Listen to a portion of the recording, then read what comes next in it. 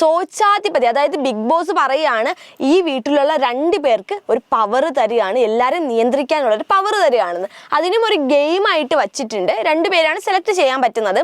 അതിൽ ഗെയിം വെച്ചിട്ടുണ്ട്. അപ്പോൾ ഗെയിം കൊടുത്തത് ഓരോരുത്തർക്കും ഹൗസിനുള്ള ഓരോരുത്തർക്കും ക്വസ്റ്റ്യൻ ചോദിക്കാം. ക്വസ്റ്റ്യന് നന്നായിട്ട് ആൻസർ പറയുന്ന ആൾക്കാരെ ആയിരിക്കും സെലക്ട് ചെയ്യുന്നത്. അപ്പോൾ ആദ്യത്തെ റൗണ്ട് കഴിഞ്ഞപ്പോൾ ഒരു 6 പേരെ സെലക്ട് ചെയ്തിട്ടുണ്ടായിരുന്നു.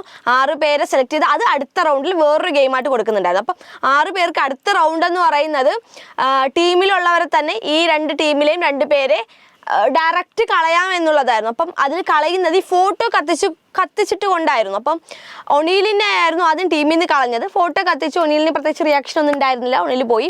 അതുപോലെ തന്നെ അടുത്തത് അനുമോളിനെ ആയിരുന്നു ഇപ്പോഴത്തെ ടീമിൽ നിന്ന് ഒഴിവാക്കിയപ്പോൾ ഈ ഫോട്ടോ കത്തിക്കുന്ന കണ്ടിട്ട് അനുമോൾ വെറുതെ കിടന്ന് കരയുന്നതും കാര്യങ്ങളൊക്കെ ഉണ്ടായിരുന്നു. ശരിക്കും അതിൻ്റെ ഒരു ആവശ്യം അവിടെ ഉണ്ടായിരുന്നില്ല. ജസ്റ്റ് ഒരു ടാസ്ക് ആയിട്ട് മാത്രം കണ്ടാൽ മതി. ജസ്റ്റ് ഒരു ടാസ്ക്. അതിന് ഇത്രയും ഇമോഷണലായി എല്ലാവരോടും ചാടിക്കറി ആദ്യമായിട്ട് എൻ്റെ ഫോട്ടോ ഒരാൾ കത്തിക്കുന്നത് ഇങ്ങനെയൊന്നും പറയേണ്ട ആവശ്യം അവിടെ ഉണ്ടായിരുന്നില്ല. വെറുതെയാണ്.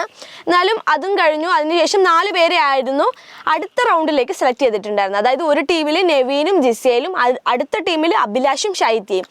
അടുത്തൊരു ടാസ്ക് കൊടുത്തത് വടംവലിയായിരുന്നു. 2 ടീമായിട്ട് വടംവലിയായിരുന്നു. ഈ വടംവലിയിൽ 3 റൗണ്ടാണ് ഉണ്ടായിരുന്നത്. പക്ഷെ 2 റൗണ്ടിൽ തന്നെ നെവീനും ജിസേലും വടംവലിയിൽ ജയിച്ചു. അതുകൊണ്ട് വീട്ടിലുള്ള ശോചാധിപതികൾ എന്നൊരു പദവി ഈ നവീനും ജിസേലിനും കിട്ടി എന്നുള്ളതാണ് എടുത്തു പറയേണ്ട ഒരു കാര്യം.